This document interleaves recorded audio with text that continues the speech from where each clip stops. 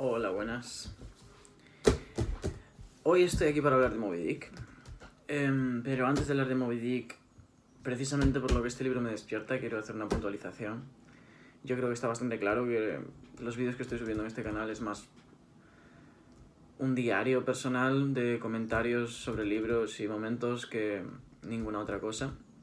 No preparo los vídeos ni nada. Y realmente es simplemente una extensión de un documento personal que tengo en el que llevo escribiendo críticas para libros durante muchísimo tiempo. Tengo cientos de críticas de ahí que nunca he compartido. Simplemente me parece una forma más productiva, por lo menos, ponerlos en un lugar público. Y así también forzarme a crear un poco de coherencia en mis argumentos. Pero con libros como este, Moby Dick, tengo la versión de Everymans, no he podido conseguirlo en español, lo he leído en inglés. Y bueno, mejor en realidad porque bueno, Melville lo escribió en inglés y la verdad que el lenguaje en este libro es muy importante. La forma en la cual, o sea, Melville es... Yo nunca, o sea, aparte de Shakespeare, yo nunca he visto a nadie en la lengua inglesa hacer con el lenguaje lo que este hombre hace. Me parece increíble. Y cada monólogo es un poema. Totalmente, sí. Yo me remito también al poema sobre la cabeza de la ballena,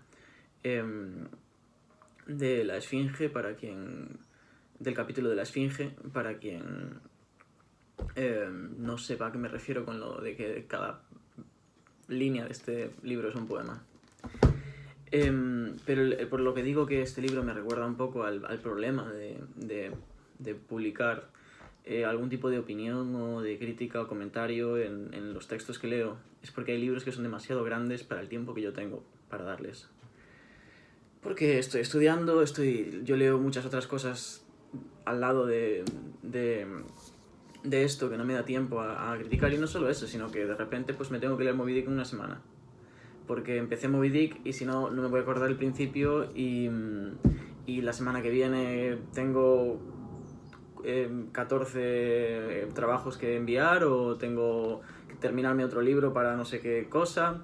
Entonces, este libro es un libro que está hecho para ser releído, no leído.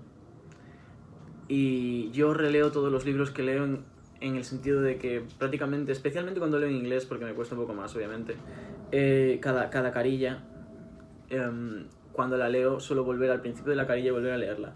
Es decir, que se podría decir que este libro lo he leído 2 veces en una. Pero no es suficiente y es un libro que me habría gustado dejar de lado unos meses y luego volver a pillarlo. El problema es que no tengo ese tiempo. Y bueno, también me parecía un poco cobarde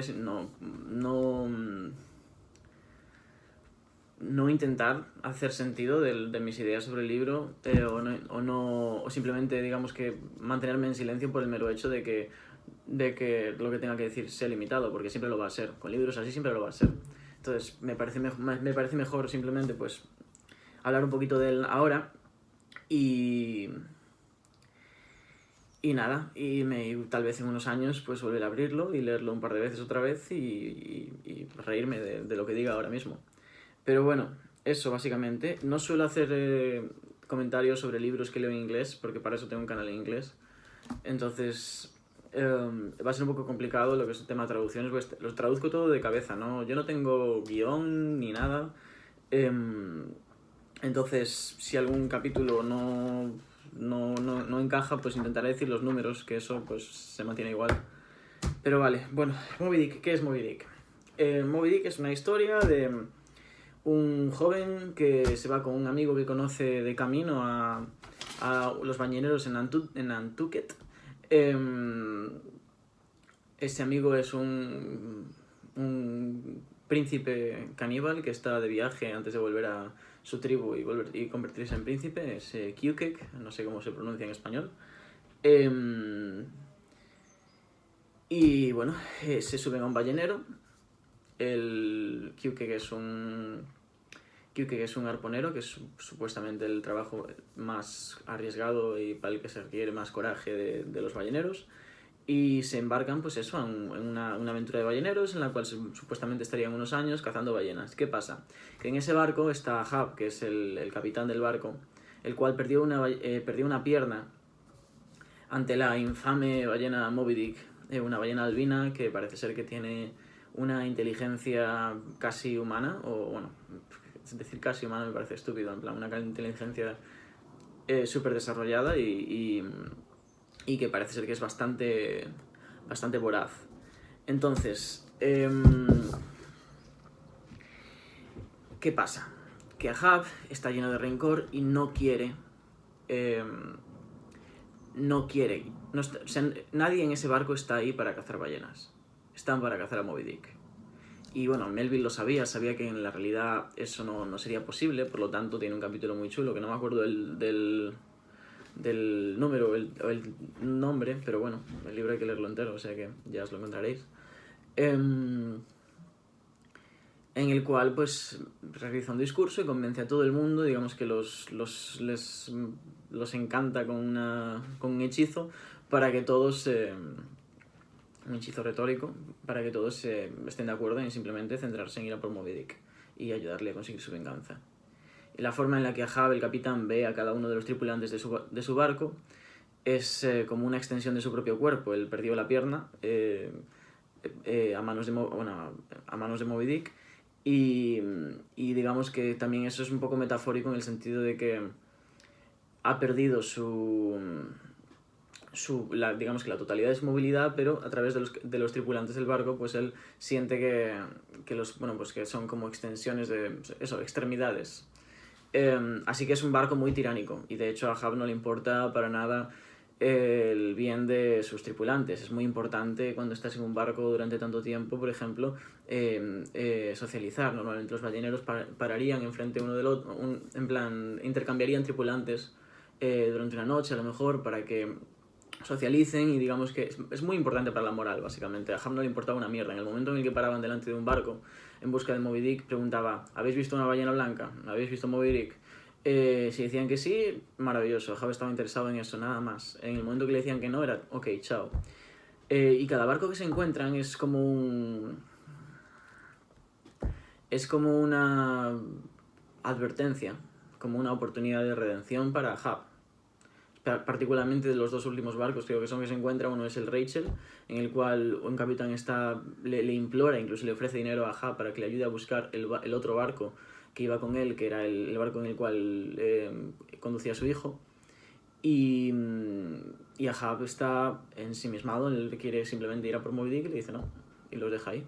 Y el Rachel pues se queda buscando a su hijo, continúa buscando a su hijo, aparecerá más al final del libro, pero eso, que incluso en una situación tan así de vida o muerte a Ahab no le importa una mierda. Realmente lo único que él quiere es venganza. De hecho, se podría decir que, bueno, ya se dice en el libro cuando lo describen que él ya venía así de casa, ya era retorcido de antes, o por lo menos diferente, ¿sabes? Pero que con el tema de la pierna, o sea, él mismo dice que su mujer se volvió viuda en el momento en el que se casó con él. O sea, no tiene ningún otro tipo de motivo de ser en esta vida que conseguir su venganza. Y por eso este libro me parece en gran medida una crítica a todas las novelas de venganza y a la romantización de la venganza. Hay mucha gente que dice que la venganza es absurda porque están intentando vengarse de un animal, lo cual no tiene puto sentido. Pero yo creo que eso es irrelevante, que sea un animal o una persona. Es el hecho de la venganza en sí lo que está siendo cuestionado aquí.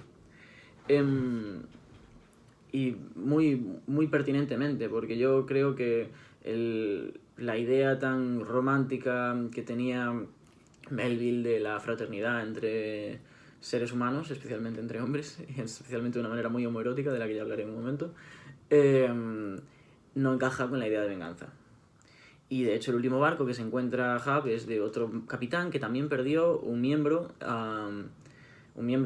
del cuerpo, o sea, un brazo, a manos de Moby Dick, y el barco se llama el Delight en inglés, en plan, el barco feliz.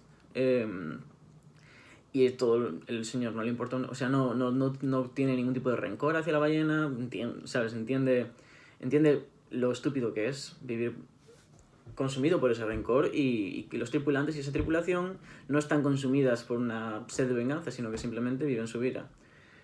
Obviamente a Ahab esto le resulta repugnante y continúa con su persecución de Moby Dick hasta que la encuentra y se encuentra también con su destino. A él le habían dicho que no se podía morir porque... O sea, que él pensaba que no se podía morir porque le dijeron que lo único que le mataría es una cuerda.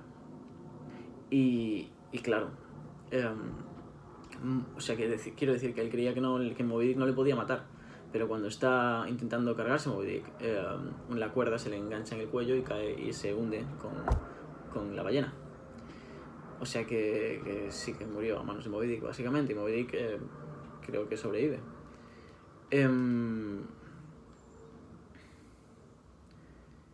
El punto es...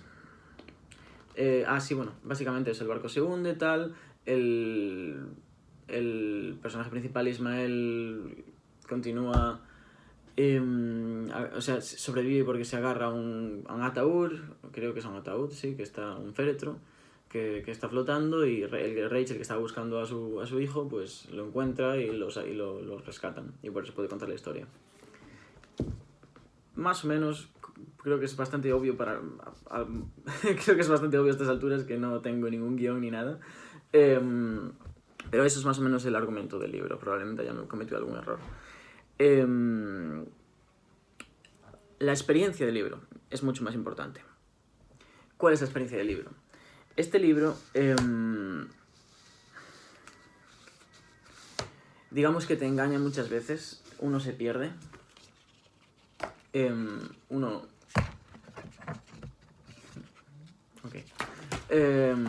se pierde porque no tiene, o sea, no es una... Tú empiezas el libro y estás, esto es un terreno familiar, personaje en primera persona, otros personajes siendo descritos, y ven, incluso Melville, cuando mandaba sus primeras cartas a sus compañeros, decía, no, estoy escribiendo un libro romántico sobre la vida de un ballenero, la vida en un ballenero, y así, de forma muy casual, no, en plan, simplemente para describir un poco la vida de los balleneros y eso, que nunca ha sido escrito por alguien que sea un romántico, punto. Y eso es lo que parece al principio del libro. Que va a ser una historia, ¿sabes? Pues hay gente que dice una historia como la del Viejo y el Mar. Este libro no tiene nada que ver con el Viejo y el Mar. O sea, decir que este libro es como el Viejo y el Mar, ¿por qué? Porque los dos lo pasan en el mar y los dos están pescando. Para mí es como decir que Ana Karenina y los hermanos Karamazov son muy parecidos porque los dos son rusos. No tiene sentido. Pero lo he escuchado decir mucho, especialmente en el Booktube, en el YouTube inglés, porque creo que hay mucha más tradición en el YouTube inglés de hacer críticas de libros que uno no ha leído. Entonces, pues se escuchan barbaridades como esta. Pero bueno, eso a un lado. El caso es que parece que estás en un terreno familiar hasta que llegas al capítulo del sermón, por ejemplo, en el cual Melville esperaba que fuese como una parodia de una especie de visión bíblica de la vida del ballenero y de las ballenas, y en la cual el cura pues se viene muy arriba y empieza como a compararlo todo con la Biblia y a hablar de Jonás y bueno, y de Moby Dick como si fuera un leviatán, ¿sabes? El diablo. El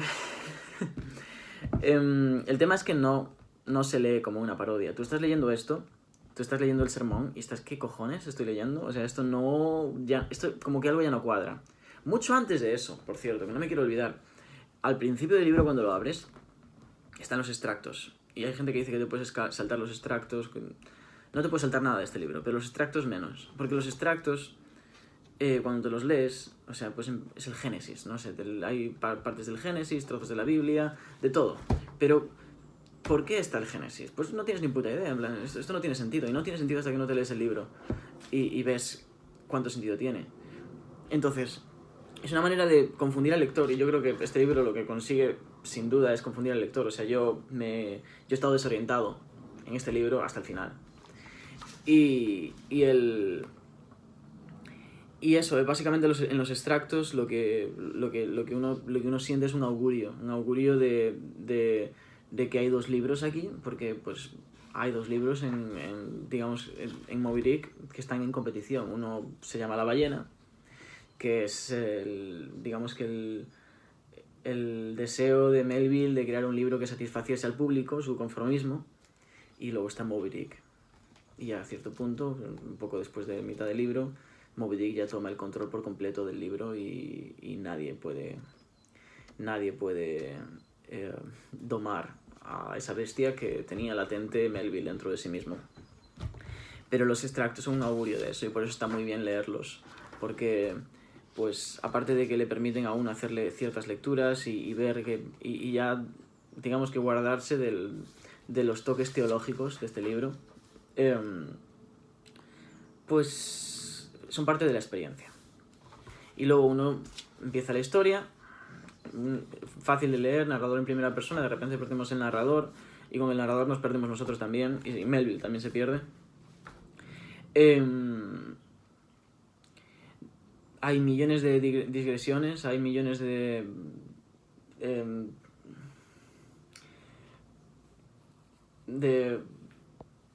salidas de desviaciones laberínticas dentro de este libro. Por eso hay gente que porque tiene unos cuantos capítulos enciclopédicos dice que esto es una enciclopedia. No, es cierto que esto no es solo una novela, esto en muchos sentidos es lo que la gente llama un libro de no ficción, que creo que es una categoría estúpida, porque todo es ficción. Pero bueno, digamos que sí que tiene unos aspectos más no ficticios o filosóficos y unos aspectos más ficticios o literarios. Y creo que son súper importantes y también he escuchado mucha gente decir... he escuchado muchísima gente decir que se pueden saltar. Y entre toda esa gente está María de Cumbres Clásicas, que es quien me hizo el querer leer este libro. Yo tengo una lista enorme de libros que leer, pero elegí este porque pues, me convenció su crítica y me parece una crítica buenísima. De hecho, voy a poner el link de su vídeo en la descripción porque está mucho mejor elaborada y mucho mejor hecha. Pero con eso en concreto no estoy de acuerdo. Yo no creo que... bueno, igual no lo dijo, o sea, cuando veáis el vídeo me decís, porque igual estoy confundiendo, ¿sabes? Información aquí. Pero alguien ha dicho, mucha gente ha dicho que si alguien no se siente que es muy imponente leer el libro de punta a punta, de principio a fin, sin saltarse nada, que se pueden saltar los capítulos que no tienen nada que ver con la narrativa, que no tienen nada que ver con la historia, porque son muchos, es probablemente la mitad del libro. Yo no estoy de acuerdo. Yo creo que este es un libro que yo no me lo leí cuando debería haberme lo leído, porque es un libro que hay que leer con muchísima calma, que yo creo que me habría gustado leer incluso un capítulo 3 veces al día durante medio año, ¿sabes? Tomarme 6 meses, tenerlo al lado de mi cama y leerme un capítulo 3 veces al día. Así que no. Yo no creo que ese sea... Porque el de estar desorientado, el encajar todas las piezas y tener una idea en todos los sentidos, esto está completamente autocontenido, tener una idea en todos los sentidos de lo que es estar en ese ballenero, de cada uno de los miembros de la tripulación, de lo que es estar en el mástil, de todos los aspectos de esa vida y de esa persecución, me parece súper importante. Y me parece súper importante para llegar al final y que el Moby Dick aparece en los 3 últimos capítulos y ver, bueno, la culminación de todo eso. Pero realmente este no es un libro que en el final sea el momento más importante. Es el recorrido y es precisamente es precisamente lo que lo hace complicado y que lo hace parecer desordenado lo que hace que este libro tenga el valor que tiene. Así que yo simplemente no recomiendo este libro a nadie que no tenga tiempo para él.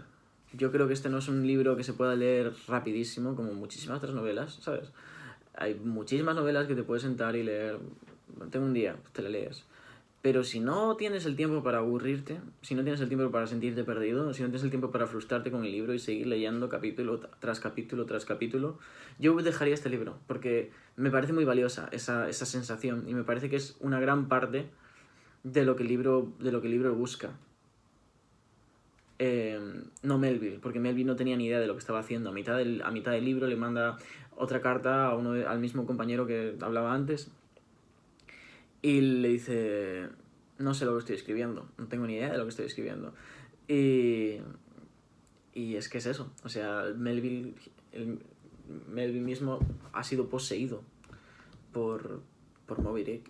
Y Moby Dick empieza a aparecer y ahí es cuando empiezan ya las lecturas, cuando ya el libro empieza a dar posibilidad para infinitas lecturas. Se pueden hacer muchísimas lecturas de Moby Dick.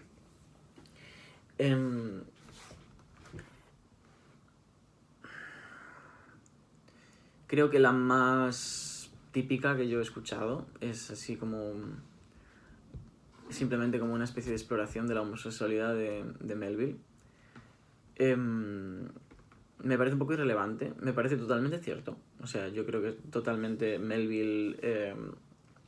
o sea, las descripciones que él hace de Q-Cake, de los tripulantes, sus relaciones, como habla de estar casado en luna de miel con Q-Cake. Q-Cake es un personaje interesantísimo. Está lleno de tatuajes y dice que en algún momento dice que tiene el secreto del universo contenido en esos tatuajes, pero nadie lo entiende. Esa relación es totalmente homoerótica y la forma en la cual Melville ve el mundo a través de Ismael y de todos sus personajes es muy homoerótica. Incluso hay un capítulo que se llama en inglés A Squeeze of the Hand, que es de cómo extraen el aceite, creo, de la ballena, si no me equivoco. Que es, o sea, es un delirio masturbatorio, pero súper mega explícito. Creo que es el capítulo 94 o... Sí, déjame ver el capítulo... Sí, capítulo 94, al menos en la versión inglesa. Así que si alguien está interesado en esa lectura, pues adelante. También los psicoanalistas supongo que habrán hecho la obvia lectura de que... O sea, yo no he visto ninguna crítica de que haga esto, pero... o sea, si yo estuviera leyendo esto con ojos psicoanalistas, diría... Moby Dick... Bueno, primero, Ahab tiene demasiado rencor para haber perdido solo una pierna, especialmente cuando vemos otros personajes que han perdido mucho también y que están tan tranquilos a manos de Moby Dick. Más bien parece que Ahab ha perdido algo que está un poco más arriba de la pierna, aparte de la pierna misma. Es decir, que es posible que Moby Dick haya castrado a Ahab. Esto es una ficción, ¿ok? Que me monto yo porque me gusta mucho interpretar y no he escuchado a nadie hacer la lectura psicoanalista, que me parece que siempre suele ser muy anecdótica y poco o sea, no, muy interesante y poco fructífera, pero bueno, yo la cuento igual. Entonces, Moby Dick, o sea, hay un capítulo, por ejemplo, en el que habla de que no tiene rostro, es solo una masa de carne, los ojos están a ambos lados, ¿sabes? En plan, cuando tenemos las orejas, nunca puedes ver ese capítulo es increíble. O sea, la ballena se presenta como un objeto bastante fálico en este libro. Y se puede especular que ha perdido el falo a manos de Moby Dick. De manera que... Y bueno, y luego Melville tiene una homosexualidad totalmente reprimida en el siglo XIX, pero que de alguna manera desborda el libro. O sea, es imposible no ver esa parte homoerótica del libro. Entonces, de alguna manera parece que Ahab es una representación de la irrealización sexual de Melville y Moby Dick es el falo, el objeto que representa la falta de realización sexual y toda la historia una persecución de eso. Una persecución de ese líbido perdido, de ese líbido nunca realizado, de esa desenmasculinización. No tengo ni idea de cómo decir esa palabra. Pero que, no sé, que me pareció interesante verlo en ese sentido, ¿no? Que al final, pues eso, que se podría hacer eso, que a mí no me parece que las lecturas psicoanalíticas tengan ningún tipo de valor más allá de... Bueno, a ver, tiene valor filosófico, desde luego no tienen valor, no tienen valor en plan a nivel científico, nada por el estilo, pero que no te lleva mucho más allá.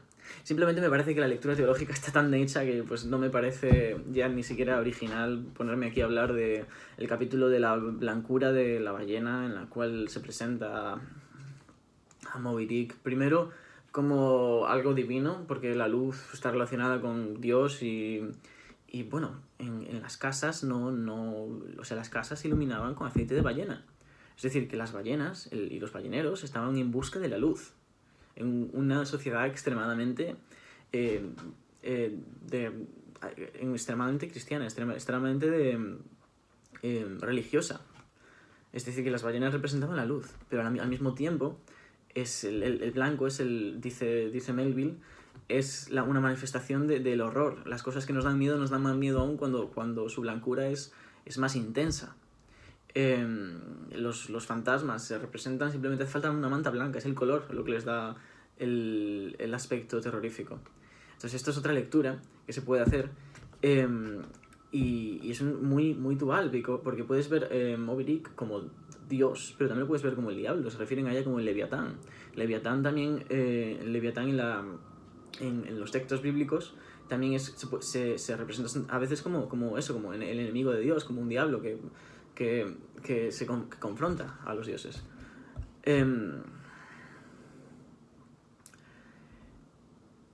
Desde luego la lectura teológica está ahí y me parece de hecho la más interesante. Simplemente creo que hay mil opciones ahí o sea, 1000 opciones en YouTube, en Google, en críticas literarias para explorar más esto de gente que sabe. Y yo creo que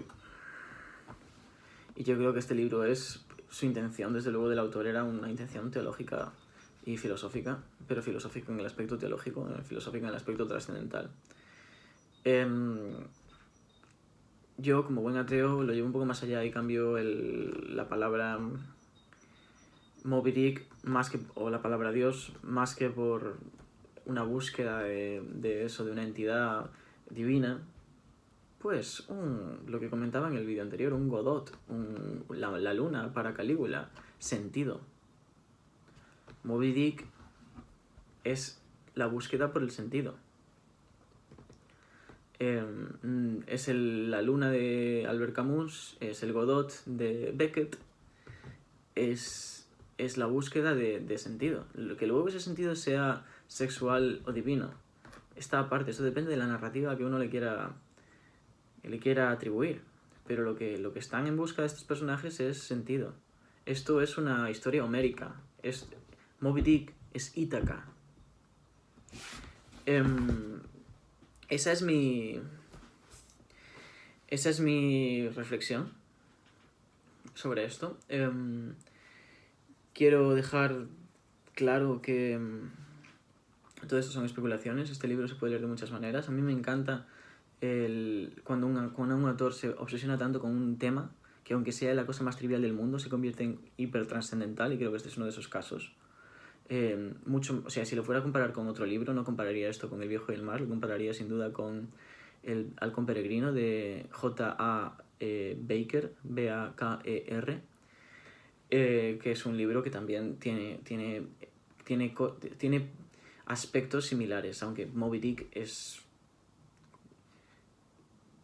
único.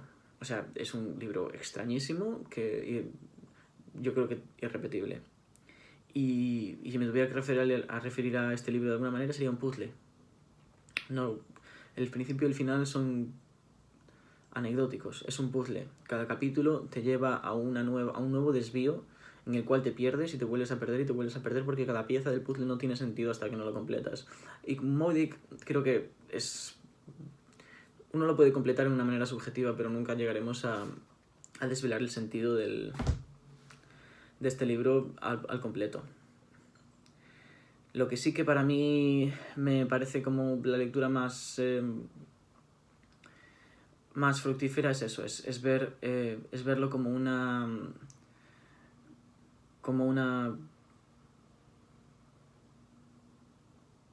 viaje, una aventura en busca de un sentido trascendental, de una explicación y de un final. Entonces voy a leeros un poema que me encanta, de Cavafis, se llama Ítaca, y podéis sustituir Ítaca por Moby Dick. Y bueno, pues me parece es una forma chula de crear un paralelismo aquí entre el poema y el libro, porque se ofrece a hacer cualquier tipo de lectura y todas son válidas, cada uno que lea el libro como más le plazca. Entonces, Ítaca de Cavafis va. Cuando emprendas tu viaje a Ítaca, pide que el camino sea largo, rebosante de aventuras y experiencias. No temas a los lestrigones, ni a los cíclopes, ni al colérico Poseidón. Seres tales jamás hallarás en tu camino. Si tu pensar es elevado, si selecta es la emoción que toca tu espíritu y tu cuerpo, ni a los lestrigones, ni a los cíclopes, ni al salvaje Poseidón encontrarás, si no los llevas dentro de tu alma, si no los yergue tu alma ante ti. Pide que el camino sea largo, que muchas sean las mañanas de verano en que llegues, con qué placer y alegría, a puertos nunca antes vistos. Detente en los emporios de Fenicia y hazte con hermosas mercancías, nácar y coral, ámbar y ébano, y toda suerte de perfumes sensuales, cuantos más abundantes perfumes sensuales puedas.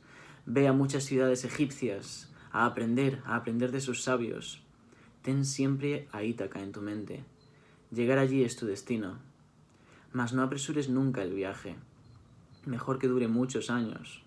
Y atracar, viejo ya en la isla, enriquecido de cuanto ganaste, sin esperar de Ítaca riqueza alguna. Ítaca te brindó tan hermoso viaje. Sin ella no habrías emprendido el camino, pero no tiene nada ya que darte. Aunque la halles pobre, Ítaca no te ha engañado. Así, sabio como te has vuelto, con tanta experiencia entenderás ya qué significan las Ítacas. Pues eso es todo.